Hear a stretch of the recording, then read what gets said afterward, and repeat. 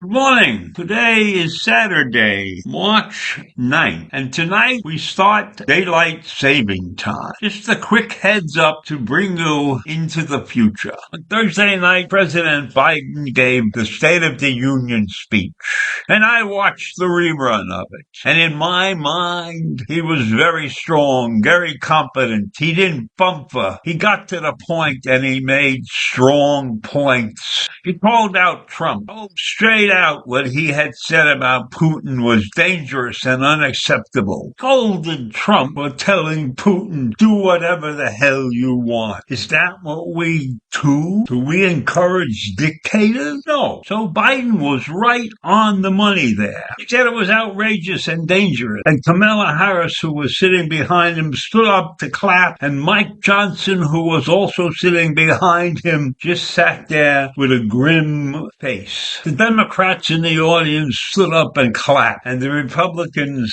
stayed seated, with maybe one or two exceptions. And then he talked about NATO and how it got stronger because Sweden and Finland were allowed to join. And the minister from Sweden was there, and he welcomed. The crowd stood up and clapped. It was a very, very passionate moment.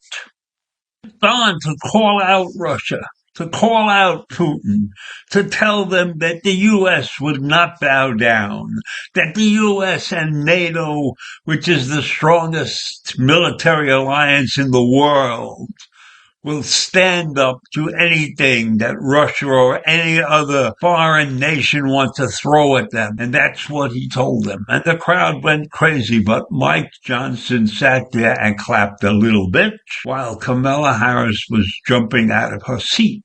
And they had a shot of Nancy Pelosi standing and clapping with tears in her eyes.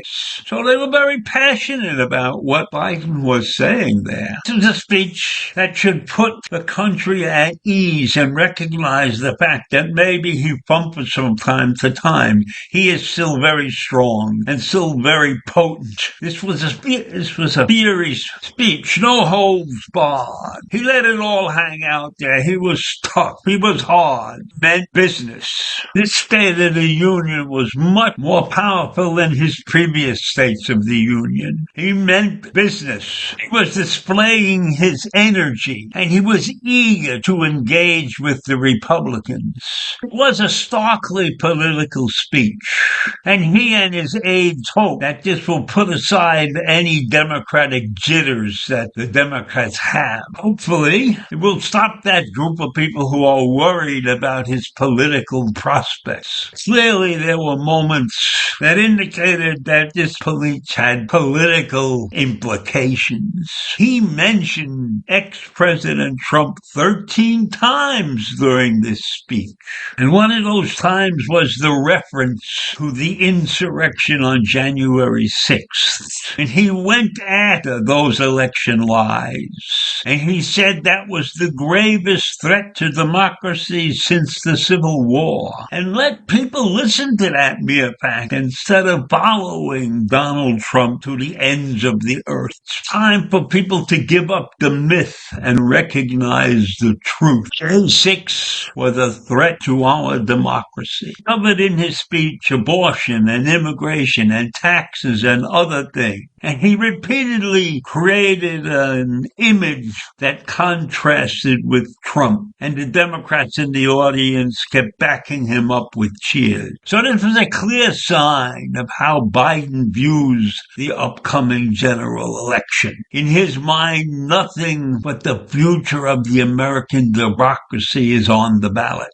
This is a fight for the continuation of our democracy. And while he is claiming his own accomplishments, which are important for Biden, but his warning about what might happen should Trump return to office was more important even than his accomplishments to this point. So this is the start of the true presidential race initiative, the beginning of the presidential race, because all the other contenders have fallen by the wayside. And while we may view this as a fight between two old men who are old enough to have retired long ago, it is what it is, and Biden stepped to the plate without fumbling. And he made a very good impression, I believe, on anybody who watched what he was saying and watched how he said it. And when he was interrupted by Marjorie Taylor Greene, who was passing out a pin related to the death of a nursing student killed by, in her words, an illegal immigrant, Biden didn't back down, picked up his own pin. He had the same pin that she was passing out, and he repeated what was on the pin to the audience, and that kind of shut up Taylor Greene so that he could continue with his speech. Now, many Democrats and many even unaffiliated voters are concerned with Biden's age and fitness. It's become one of the main reasons why many Democrats say they would have preferred a different candidate. But Biden stepped to the plate, fiery and ready to perform. So the president came out fired up and gave an energetic speech. That was far cry from some of his more subdued efforts that had concerned supporters. And he delivered the speech at a high volume. And behind the scenes, he spent the last week fine-tuning and meticulously rehearsing the speech at the White House and at the presidential retreat in Camp David. So he took this thing extremely serious. This is a very important speech, the State of the Union speech given every year by the president. But this is even a tougher year for the president, given the people in this country who think that he's aging fast. But he proved he wasn't. He stepped to the plate. And let's give him credit. He has put together a solid staff to help him. And the one thing that he really needs in this country is some Republican help in the way of compromise, in the way of recognizing that everything the Democrats do is not wrong. So we're still a divided country, but I think that President Biden has proven that he's a much better man than his adversary. He rose to the occasion, and that's what people should remember. He is not an old man yet. I leave you with that this morning. Have a great day.